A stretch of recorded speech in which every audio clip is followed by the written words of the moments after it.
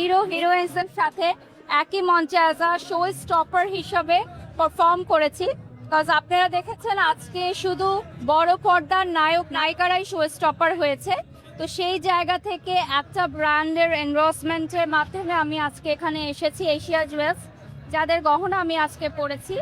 তো আমার কাছে ভীষণ ভালো লাগছে। আমি বিশ্বাস করি যে যে কোনো সেক্টর থেকেই যে কেউই বড় মঞ্চে পারফর্ম করতে পারে। সো যারা ব্র্যান্ড প্রমোটার্স আছেন তাদের জন্য আজকে যে মাইল ফলো, যে এত বিগ স্টারের বিগ স্ক্রিনের তারকাদের সাথেও আমরা একই মঞ্চে পারফর্ম করতে পারছি। মাশাআল্লাহ, আমি বলি সবসময় যে যা আমি পেয়েছি গড গিফটেড।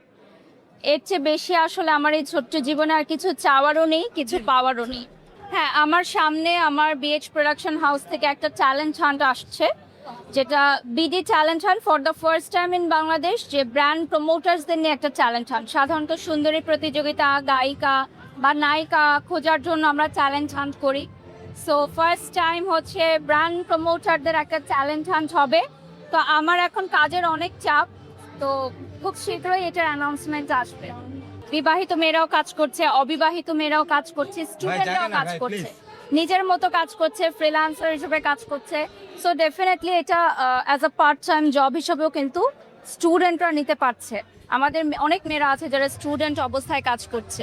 নতুন যারা আসতে চায় তাদের অবশ্যই ধৈর্য ধারণ করতে হবে।